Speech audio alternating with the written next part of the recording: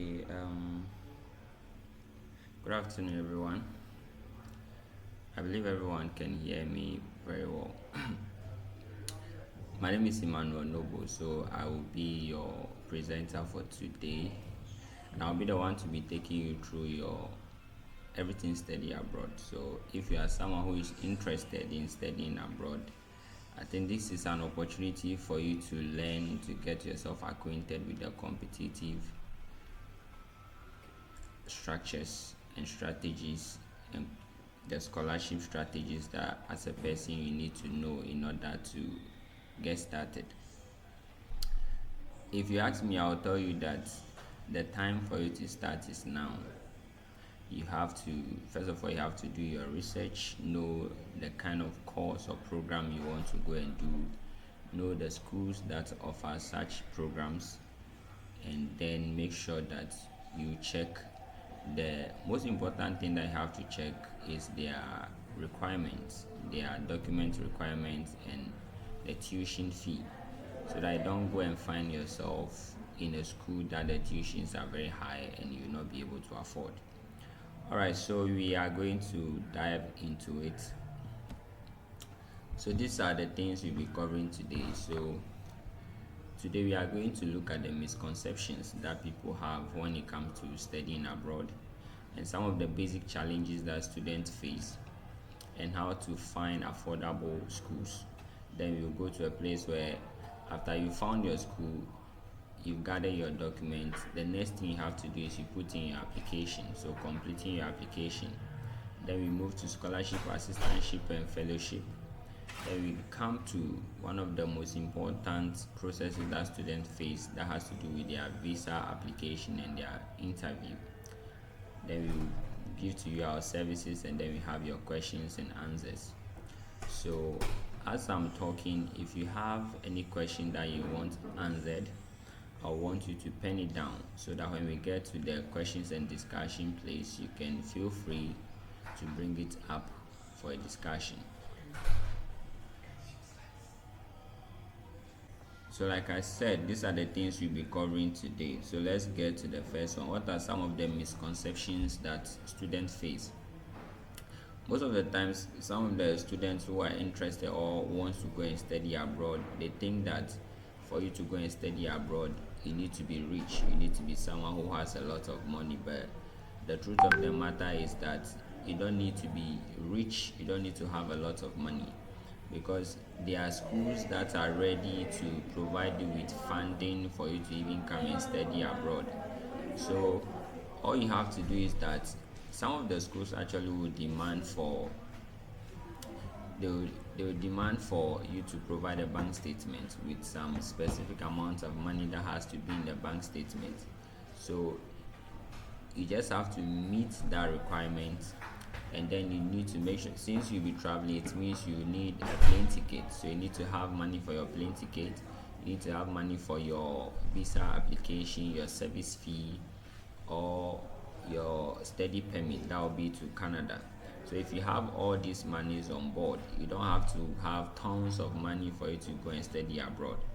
And the second one is, some will say, oh, my grades are not good. Maybe the person has gotten second class lower, and the person is like, oh, looking at the grade I've gotten, I don't think any university in the States or outside will want to accept me. But I can tell you that there are universities that even accept 2.2.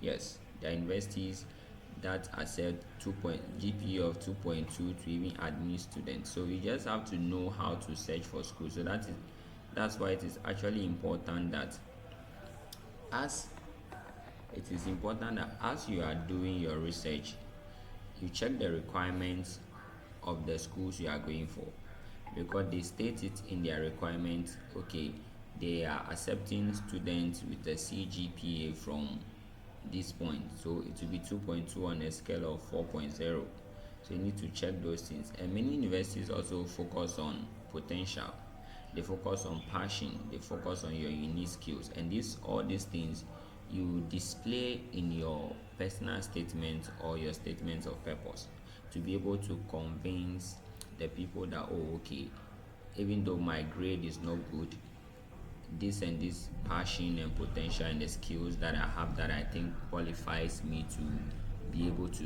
reach such a program. So that's the second one. And the third one is some feel like the process is too complicated. Yes, that's where we come in. Some of the process are very complicated, so you need someone that will give you, someone who has gone through the process, knows the intricacies of the process to guide you in the application, to guide you in your application process, to make it simple for you. So that's where we come in. We help some of the students that want to apply. We will help you to put in your application by making the process simple for you, because it is something that we have done over time. So we now know the places we have to punch, the places we have to go, things we have to do. So some, because they think the process is complicated, so they find it difficult to put in the application. And the second one is language barrier. Now, at first, most of the schools would demand that you provide these English proficiency exams. But now, as far as you are from a country where English is their first language, or if you are from an English speaking country where your studies and your exams are taken in English, you are good to go. They will waive the English proficiency for you. You don't need to write Duolingo and all those English proficiency exams. So some, because of the barrier of language, so they find it difficult to apply. Okay, so the next one. Okay, so the next slide has to do with the common challenges that students face. The first one is their financial concerns, because for every school you apply to, they want to know that you can pay for the cost of attendance. And the cost of attendance, we are talking about your tuition fee and your expenses, any other expenses that you are going to make when you come to the States or you go to the US or Canada. So they want to be able to know that you can be able to afford that. So that's when it comes to your bank statement, they will expect that some specific amount of money to be in your bank statement to prove to them that, okay, you are coming to the state to study, even though maybe they have given you scholarship, but then you have the financial stability, you have the financial ability to take care of yourself should you come to the state, even when you are not offered a scholarship. So that is the first challenge some of the students face. And the second one is some find it difficult finding the right schools. But right now, artificial intelligence has actually made it even possible. There's this site called US News, okay, and with this site, you can use it to compare schools. You can compare more than 1 or 3 schools to see, and it will show you their acceptance rate, their tuition, as in their amount you have to pay for tuition. It will show you the documents you need. It will show you their rating. So it will show you some basic information about this school.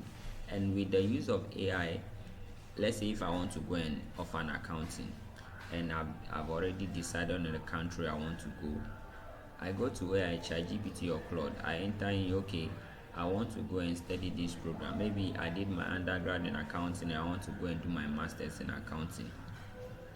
I'll put in the prompt, I've read accounting as an undergrad, so I want to go and do my master's in accounting in this country. Give me a list of schools that are going to offer me accounting, and AI will generate all those lists for you, and you are good to go. So you just take the schools one step at a time. Go to their site, go to the official site, check the requirements of the schools, check on the fund. There's a place that you see funding or scholarship or tuition. You check, okay, this is the program I want to read. What is the tuition? How much does it cost? How much is the cost of attendance for this school? So you do it for all of them. Then you now compare the courses. You now compare the scholarships you can get from there, and you choose the one that is best fit for you. Okay, So the next thing we're going to look at is the complex documentation. Some feels like one of the challenges is the documentation. Whichever school you want to apply to, you have to get your document. You have to get your transcripts, you have to get your recommendation letters, you have to get your essays, you have to get your supporting documents, and it's going to be in a tight, like within a short period of time. You have to get all those documents ready. So sometimes when you go to some of your teachers for especially when it comes to undergraduate, some schools will demand that, okay, provide them with a written recommendation letter from maybe one of your teachers, or mostly they ask for two or three. And sometimes you go to some of these teachers and it's like they are trying some because they want money and all that. They will play delay tactics with you and all that. So if you have it as someone who wants to study abroad, so on the side of the document,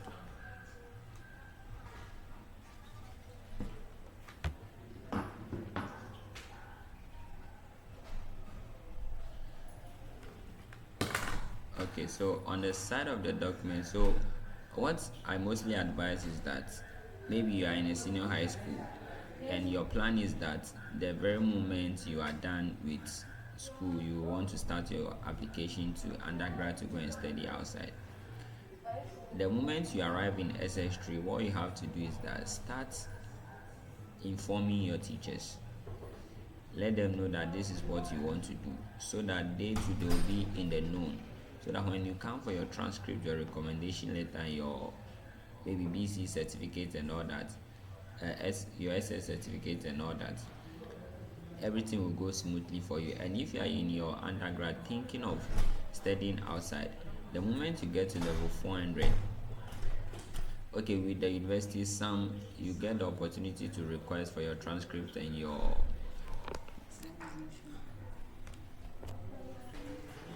okay. So on the side of the document,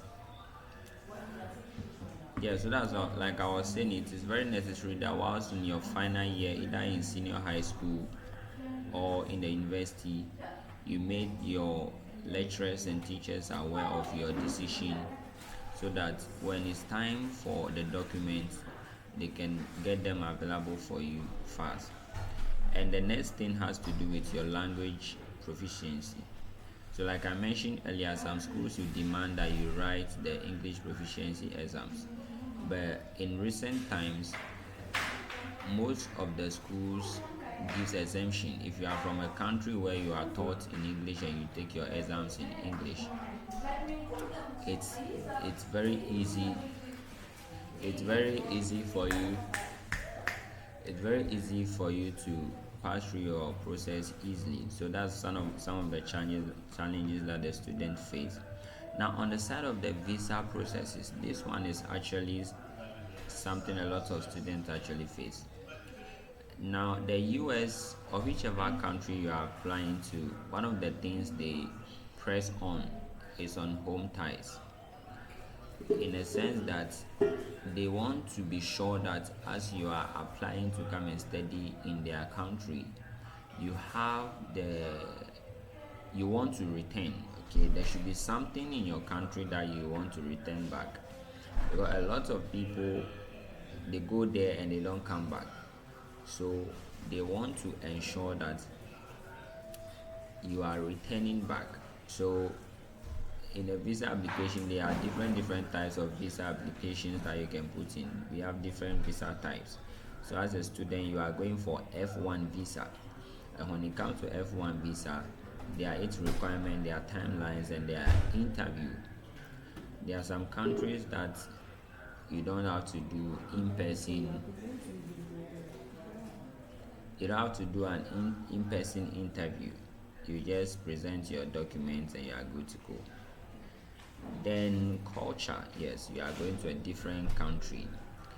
You are going to going to need to adjust to the culture of the country you are going to, and that is a challenge. Adapting to a new academic system, social norms, the food, the weather, and it's like you're even far from home. Yeah, so those are some of the challenges that people face. Please, if you have any question, kindly raise your hand or drop it in the comment section. Okay, so how do you find an affordable school? Now, if you there are countries that actually offer free tuition. You don't pay when it comes to tuition, you don't pay anything, but then there are some small expenses like you have to pay, which they'll use to take care of administrative courses. And some of these schools, we have Germany, Norway, we have Czech Republic, and others. They Some of the Germany schools offer free tuition, but like I said, you pay something small for administrative courses. And then you can make access to, you can explore the QR ranking programs. I mentioned a site earlier, US News. When you get to US News, it shows you the ranking, the world ranking of the schools. And that one also can help you to, you get the ranking on how they fund students. You can get all that there. And then when you come to community colleges and transfer, I think one of the ways you can study in the US as an undergraduate student, you can actually leverage the community colleges. They are less expensive. So as a student, I will not what I would advise is that if you are an undergraduate student, you can take advantage of the community colleges. They are very much affordable. But then if you go in for public universities, are also less expensive, but there are some expenses that can increase the cost of attendance. And then you have to also make sure that you compare the cost of living. Whichever country you decided to go to, in deciding on the school to apply for, you have to compare the cost of living in that country. If you decide to go to US, maybe you have three countries in mind: US, Germany, and maybe Canada. How much does it cost to live? If I'm going to live there, how much am I going to spend? The expenses I'm going to make, how much is it going to be? You have to make sure that you take all those things into consideration. And then you reach out to alumni. There are people who has already attended. There are people who has already attended the school you want to go to. So the basic thing you can do is that some of them you can meet them either on Instagram or LinkedIn. Reach out to them. Okay, this is the school I want to attend. I realized you were a student. When you were there, how was it? How was the process? How is life on campus? And then you find out, this is the department I want to go to. Is there funding in this department for international students? And some are going to respond, some will not get a response, but most of the time, out of 10, you might get 3 to 4 people responding to you. So that's how you get to find affordable schools. Now the next slide has to do with completing your application. Now if you reach this place, it means already you have decided on a school, you have decided on a program, and you want to start the application. You have checked the requirements and you are ready to put in your application. So just a quick question. I want to find out from all of us where you are in your application process. Yes. Has anyone in the group started the application, or you are now preparing to start? Please let me know in the comment section.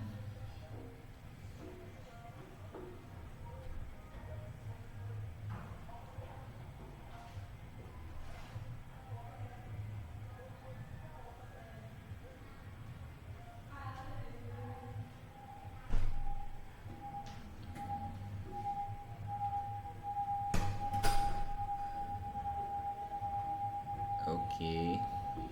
Richard said he's now preparing to start. John also said he's now preparing to start.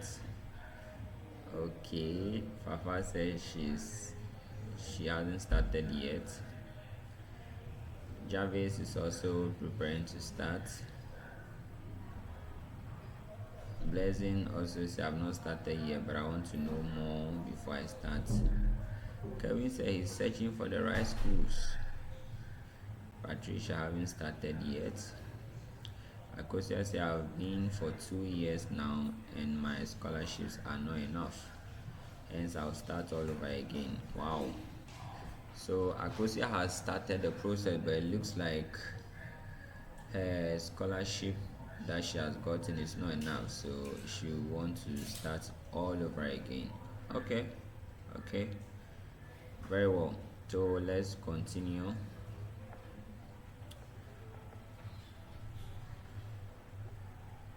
Okay, so like I mentioned, if you've reached this place, it means already you've decided on a school, you've checked the requirements, you know the documents they need, and you have already gathered those documents. So some basic document that some schools require for has to do with your academic transcript and your certificate.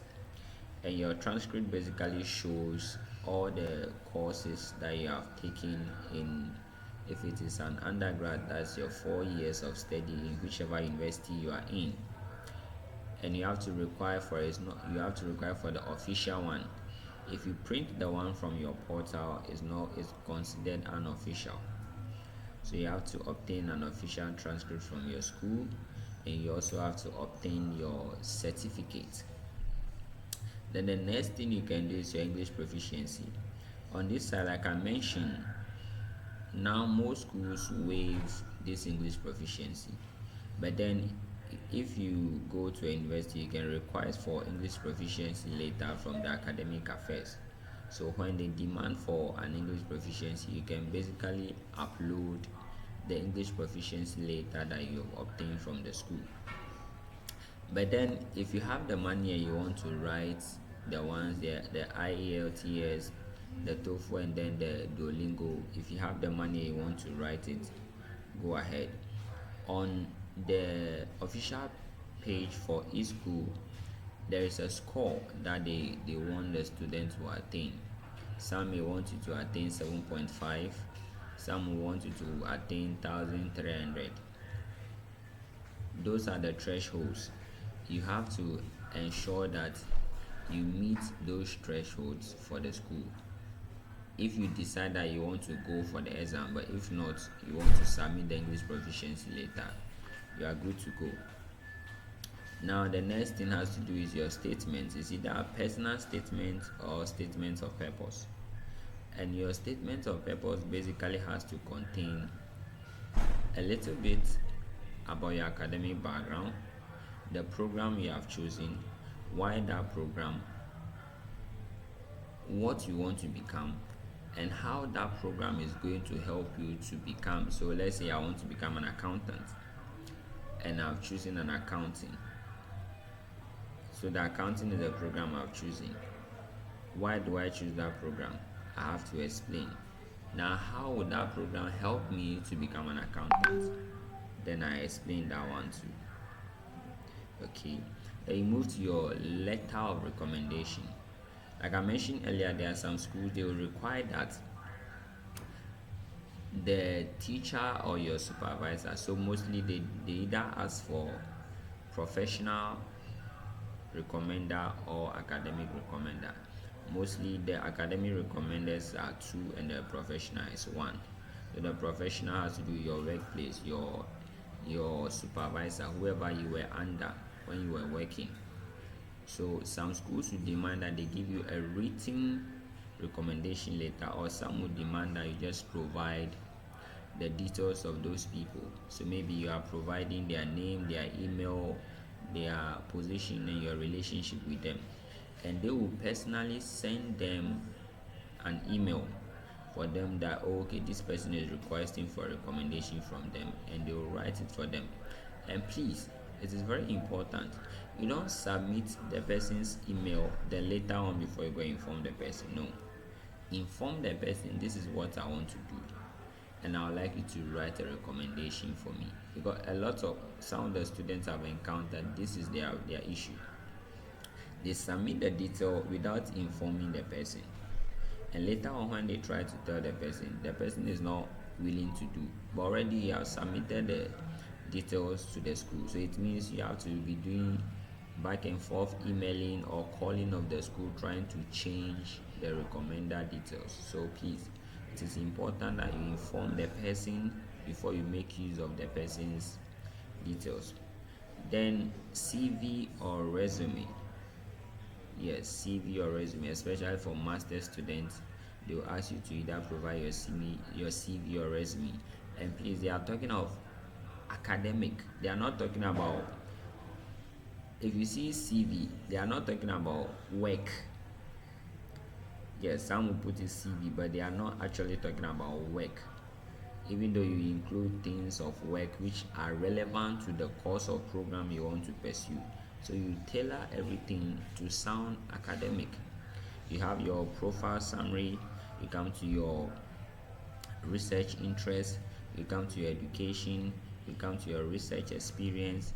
If you have honor, those scholarly honors, you list them, your volunteer works, your leadership positions. Then the last one you have to do with your reference, your referrers. You put all there. So before you even submit, the next thing is that track the deadlines on the calendar and make sure you apply early. Those that get the scholarship, is not that they were better than you, just that some of them apply earlier than you. And for every scholarship, for every school, there's a number of students they want to pick. When they find the required people who meet that standard, the rest of the applications, they might end up not reviewing it. And at the end of the day, what they'll do is that they'll just send you an email that we are sorry, upon review of your application, we realize you are not qualified for blah blah blah. And that's it. So it is important that you submit your application early, as quickly as you can. Okay, now when it comes to finding funding, or when it comes to funding your education, there are some schools I know in the US that actually give full funding or 90% funding to, even if you go to their site, they write it there. 90% of our students get fully funded for their studies, and mostly apply to undergrads. As a master's or PhD student also, you can get fully funded. That will cover your tuition, your living expenses. So on the part of the scholarship, we have the Fulbright, they are US, and they offer full funding. Fulbright scholarship give you full funding, cover your tuition, your expenses, your typing, it covers that. And then the Chevening scholarship, that one is from UK. The DAD scholarship, that one is from Germany. The Erasmus from the Europe. Commonwealth scholarship, they cover your full tuition, everything. They cover everything in relation to your studies outside there. And then there are institutions, so there are institutional specific awards that they give to you. Then when it comes to assistantship, you can either be a research assistant, or you can be a teaching assistant, graduate assistant. And what that does is that it will cover your tuition and your typing, and it is mostly available for masters or PhD students. So basically, sometimes what you do is that there are some schools that when you apply to, they can give you this assistantship directly. There are some schools too, you have to go to the school, and they, for the first semester, they study your academic performance and they give it to you. Some you have to go on the campus and apply. And most of the time, what a lot of people say you should do is that before you start your application, send an email to the professor, express your interest of being the professor's research assistant and all that, or teaching assistant and all that. Yes, that also works. But the person is a professor, and there are lots of emails that comes in every day, and at the end of the day you can realize that other emails come to overshadow your email. And if you continue to send the professor email upon email, it's going to be considered as a spam. And when that happens, your email moves to spam. It's not going to come to your inbox, it will move to spam. So one of the best way, apart from sending email to the professor, you can do is that try to find students of that professor, alumni from the department you want to go and study at. Like I mentioned, Instagram, LinkedIn, and out of 10, 3 to 4 will respond to you, and you tell them, this is what I want to do. Even if your documents are ready, you send it to them. Oh, this is what I put together. I want you to review this for me as an alumni of, you see. And when that happens, you easily can get full funding for your master's studies out there. And then there is fellowship. So you can have the Mandela Fellowship, the Masterclass Foundation Scholars, the African Leadership Academy, and all these ones, they give you full funding. So all the things listed here, what they do is that they get you full funding. That is how you can fund your studies abroad. So the next slide. Okay. So like I mentioned earlier, on the side of visa application and interview preparation, so this happens when the student has gotten an admission, and probably the student has been offered his or her study permit or his or her I-20. So you need to get your passport. Okay, you need to get your passport, and your passport must be 6 months at least. It should be 6 months plus validated. So maybe you've registered the passport from, we are in the 6 months. Okay, maybe somewhere November, December. Okay, so at least it should be 6 months old. Then you should have the university acceptance letter. You should have your bank statement. Okay, your bank statement has to prove is either you are the one funding your education or there's someone funding your education, and you need to have the full amount that needs to be covered for your studies in the US has to be in that bank account. And proof of accommodation, health insurance documents, your academic transcripts, your certificate, and your visa application form. The DS-160 is for US schools. And then you need a passport size photograph. Then after all these things, after you get all these documents, you apply for the visa, you pay your MRV, that's the visa application fee.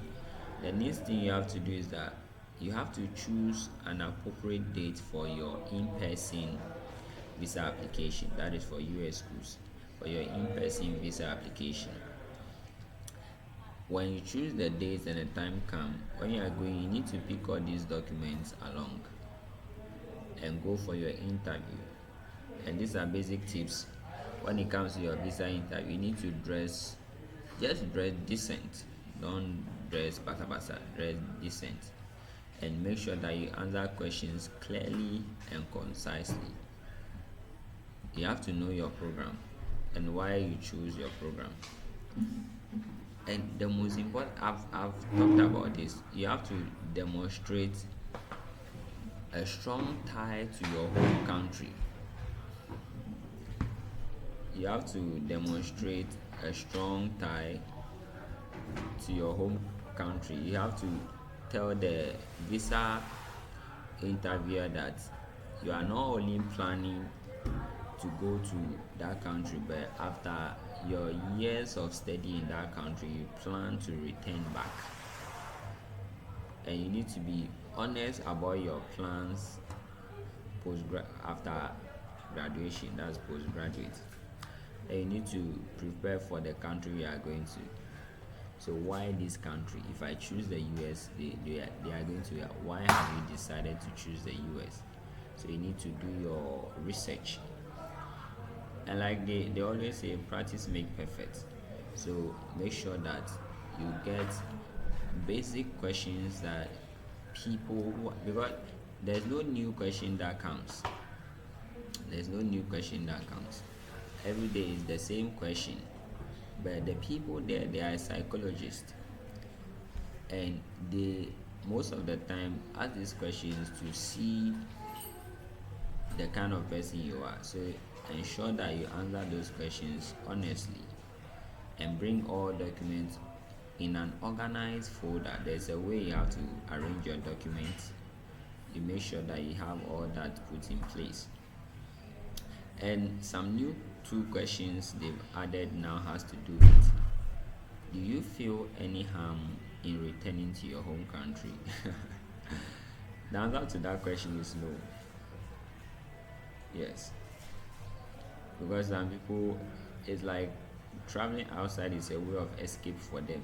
It's like there is someone in their country, when they are back, the person will cause them any harm. So that's a question they recently added to the visa interview questions. Okay, so these are countries that require, some they require no interview, some require in-person interview. So but when it comes to the United States, they give you F1 visa, and it requires that you go to, like, you have to attend the interview in person where they ask you questions. When it comes to the US, when it comes to the UK, what I know is that you submit your documents and you go and do your biometric. That's all.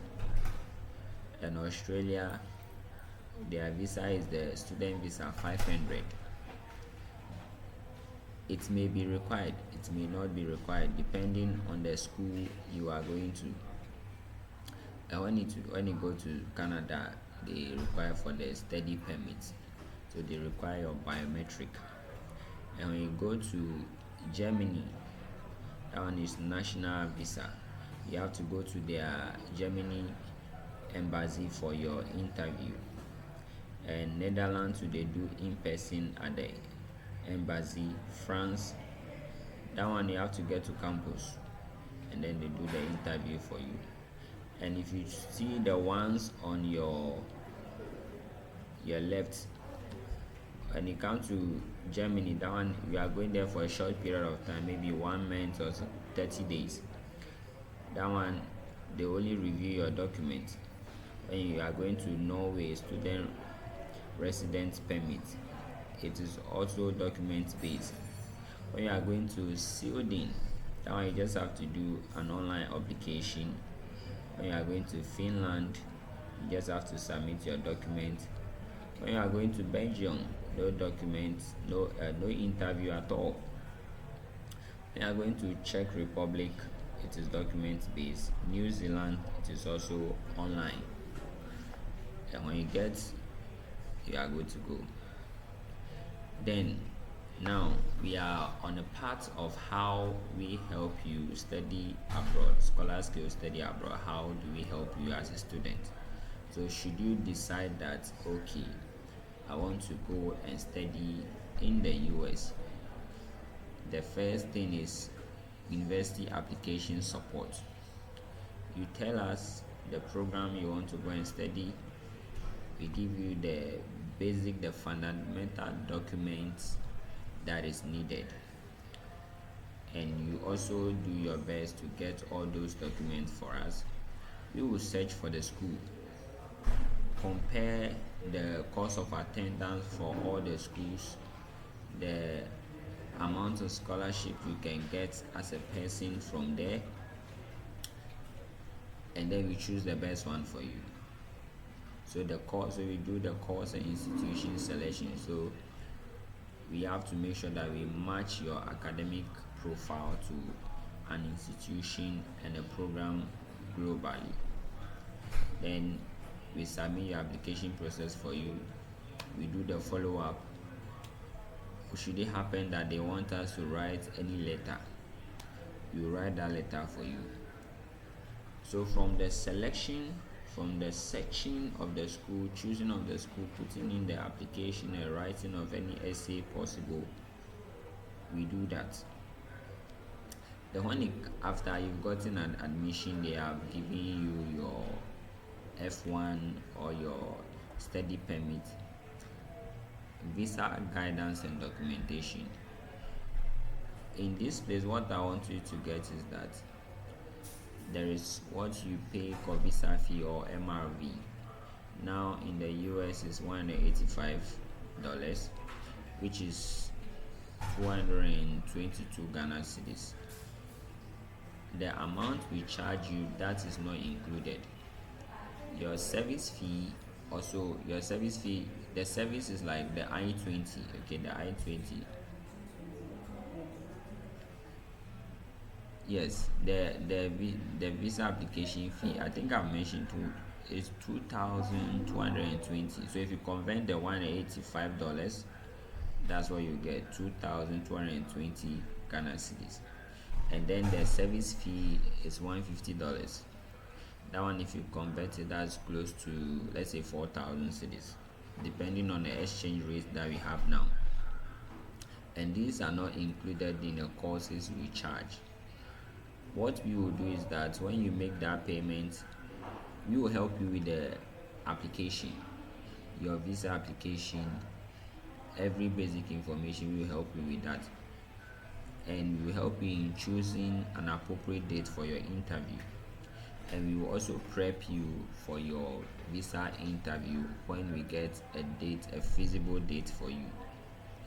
Okay, and then maybe you are someone, you say, okay, I can do the application on my own, but then what I need is that I want you to review your document for me.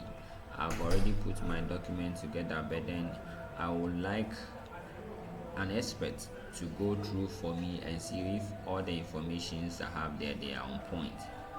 We do that services too, also at a fee. Alright, so if you come to our undergraduates, what we charge is 15,000 cedis, and when it comes to our postgraduate, we charge 20,000 cedis. Yes. Okay, so if you are ready to start your journey, I want you to book a free 30-minute consultation with our team, and we will get back to you to help you see the program you want to study and the school that best fits you. Alright, so I think it's time for your question and answers. Yes, so if you have any question, kindly raise your hand.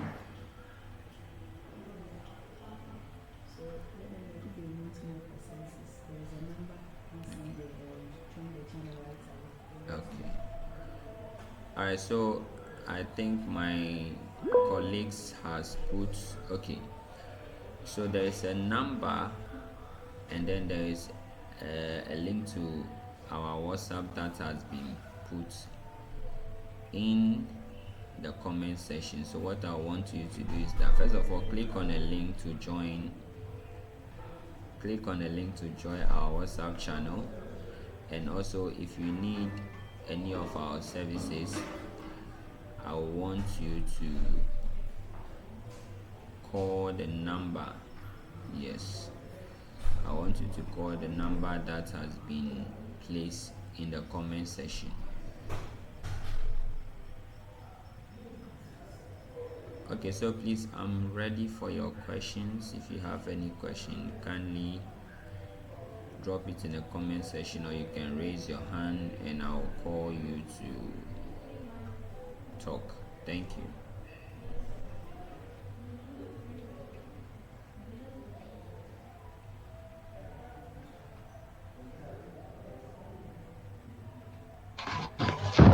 Good evening, sir. Okay, Mr. Richard, good evening, please.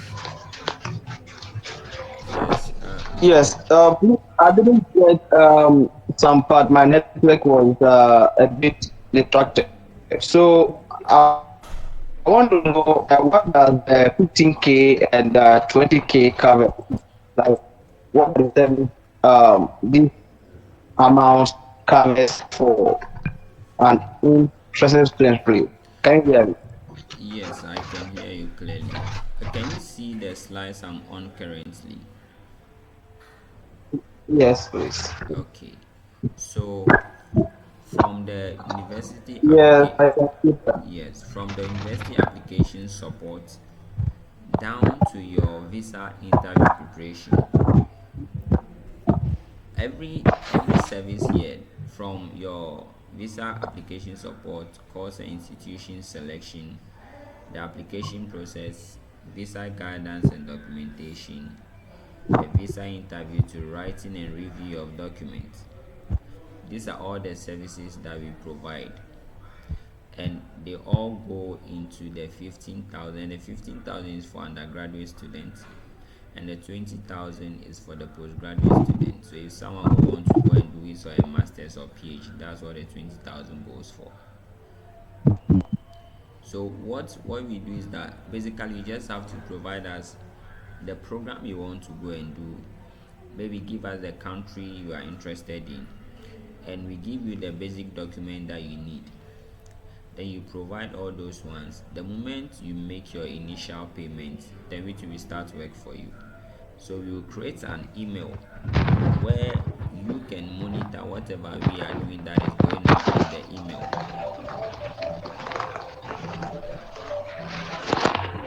Please, are you with me? Mr. Richard?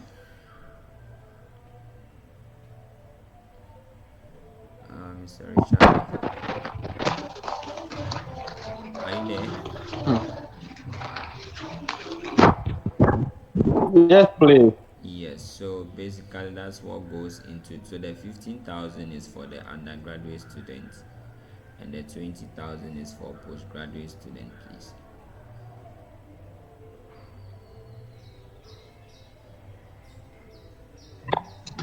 Among guarantees someone for.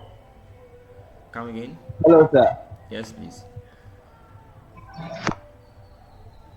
Yes, I was asking my last question. Okay, go ahead. Yes, so I was like, that paying that amount, the postgraduate is 20K. So I was asking that paying that amount guarantees someone for securing the scholarship, or is still probability or something. Okay, so we don't give people that guarantee that we are going to get them scholarship, but then we do our very best to ensure that we get you some level of scholarship that will help to lessen your financial burden. But whether you get a full funding, that one we don't guarantee that. So but then we do our best to ensure that you get some level of funding that will support your studies. Apart from that, we don't guarantee full funding, or we don't guarantee giving anyone scholarship. No, that one is left to the school. So when the school gives you admission and we realize there's no scholarship, the best thing we do is that we reach out to the school. We write emails to the school to try to find out if there are any available scholarships that we can apply to. If there is none, then it means we have to go to a different school. Please, you get it? Yes, yes. Okay. Assuming that happens where one would have to probably go for a different school. Now the person needs to pay additional money again for that process, or all is covered with the Come again. 20,000. Please come again. I was asking, yes, I was asking that situation whereby the student doesn't give the scholarship. I mean, the school doesn't give the student the scholarship, and Okay. you probably would have to look for a different school that might give them a scholarship. Now the person needs to pay, I mean, an extra money No, no, no, no, again, or all is covered in the no, please. No, please. You don't need to pay an extra money, please. Not at all. more. Okay. Okay. But then getting a school for the students is guaranteed. Just that the scholarship is not guaranteed. But Yes, getting a please. school for the students is guaranteed.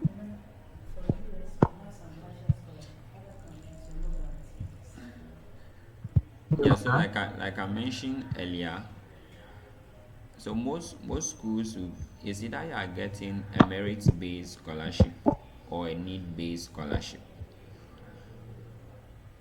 Okay, especially the US schools will either give you merit-based or yeah, either you are getting a merit-based or a need-based scholarship, but it doesn't cover your full tuition. So those ones are partial scholarship that you will get.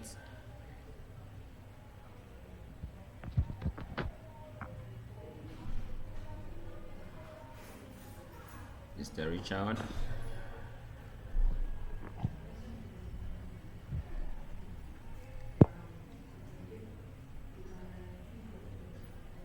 Mr. Richard, are you there?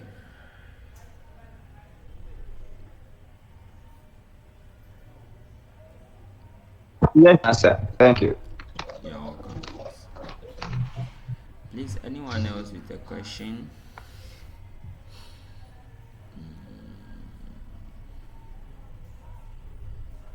Please, if you have any question, I want you to raise your hand or unmute and bring it out or put it in a comment section and I'll gladly respond to you.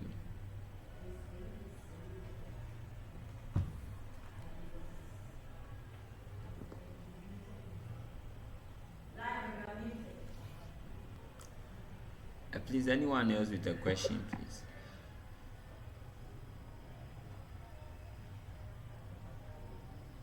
If you have a question, you can go ahead and unmute and talk, or you can drop it in the comment section, please.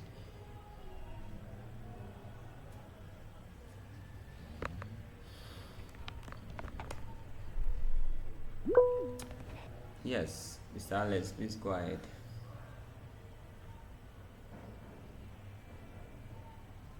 Mr. Alex, can you hear me?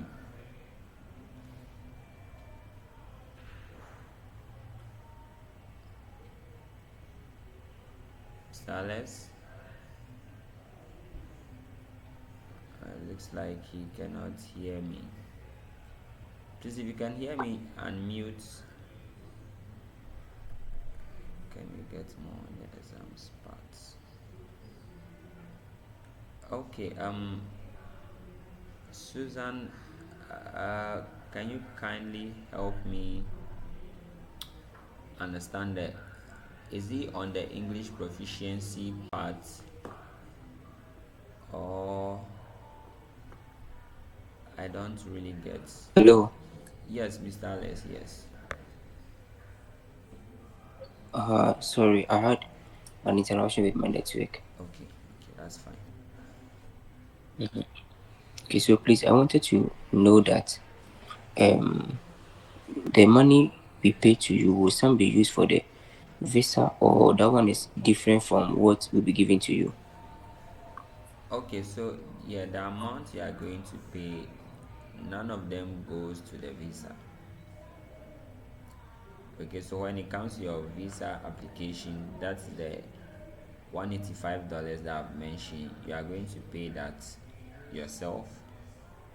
When it comes to your service payment, the service that's for your I-20, you are going to pay that also yourself. So the amount you give us, none of it goes into your visa application or your service payment, please.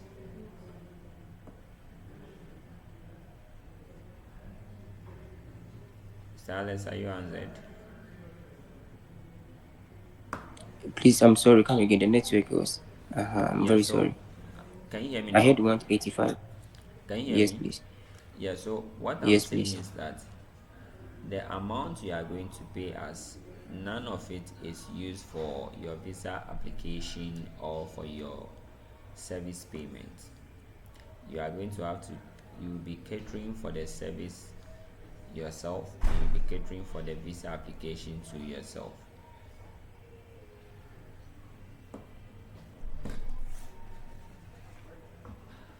Is that okay? Yes, please. Yes, please. Thank you so much, boss. You're welcome. Mr. Alice? Boss. Yeah, so where are you currently on your application process? Have you started or you are yet to start? No, I haven't started. I'm here to, but I want to make inquiries first before I start working on it. Okay, all right, that's fine. So since I have a number, maybe we'll proceed from there if God willing. Have you taken a number from the page? Yes, please. Okay, can I have your contacts, please? You have it. All right, that's fine, that's fine. Thank you. So we will be in touch after the meeting, okay? Please, Okay, boss. yes, please. Is anyone else with a question?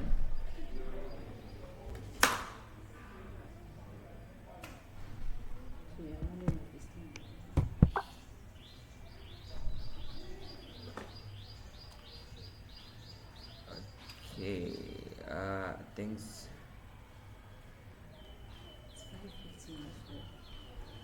Okay, Susan, you said you have a question on the examination part. I actually don't know which part you are talking about, but if it's on the English proficiency part, a lot of schools demand that you should be able to write English, you should be able to understand English, you should be able to speak English, comprehend English. So what they ask is that you write English proficiency exams. But then some of the schools actually provide an exemption to you as a person, as someone who is coming from an English speaking country, where your exams are taken in English and you take your education also in English. So if that is the case, you get an exemption. But then if you are in the university, you can request from your teachers an English proficiency letter. That's a professor. So you go to the academic affairs and require for an English proficiency letter from them. So you can also use that for your application. But like I mentioned, if you have the money where you can write any of the English proficiency exams, go ahead. But if you cannot, just request for the English proficiency letter from academic affairs and use it for your application. Okay, so I think that's it. I hope you are answered, please. Please, anyone else with a question? We are rounding up the session. If you have any question, now is the time to ask.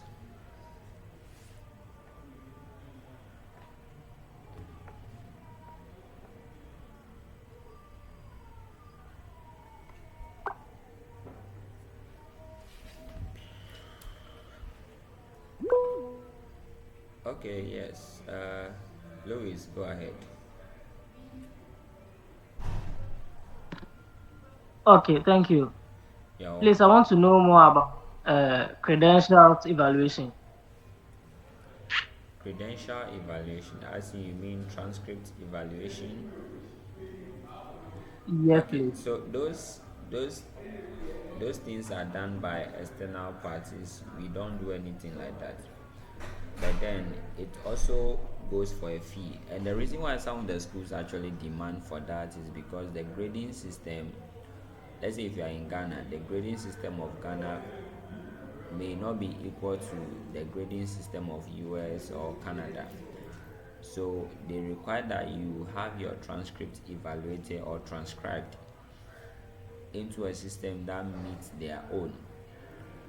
But most of the time what we do is that we try to avoid those schools because just getting your transcript evaluated is quite expensive. But then, if you are someone that has the money to have your transcript evaluated, do that. There are some schools that do internal evaluation. So what they demand is that just get them the official transcript from your academic affairs department, send it to them.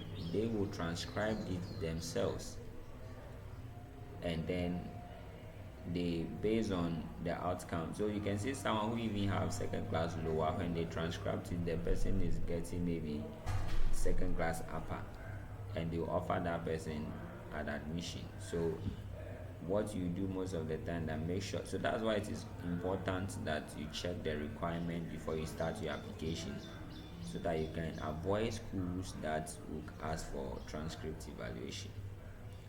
Thank you. Louis, I hope you are answered, please. Yes, thank you. You're welcome. So, Louis,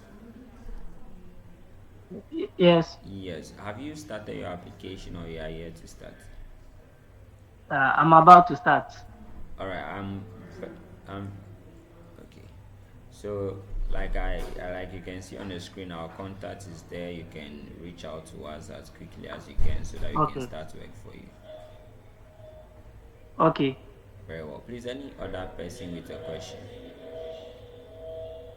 Yeah, I have another question. Okay, go ahead. With the initial slide, you said your passport should be at least 6 months old.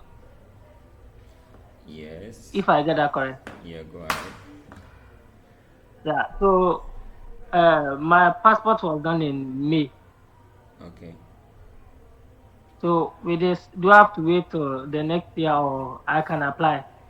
Or you can apply. By the time your admission and stuff will come, you would have gotten 6 months plus. Oh, okay. Yes, please. So, especially when Thank it you. comes to the US, they have winter, summer, and fall. So it takes time. Oh, okay. Yeah.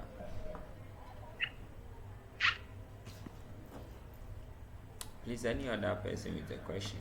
We are wrapping up. So if you don't have a question, we will end it here. Like you see in the comments, we have our contacts there. You can reach out to us if you have any question or if you need us to help you with your application.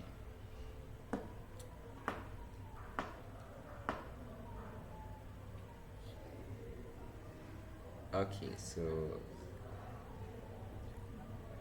please, thank you all for joining. Have a lovely evening.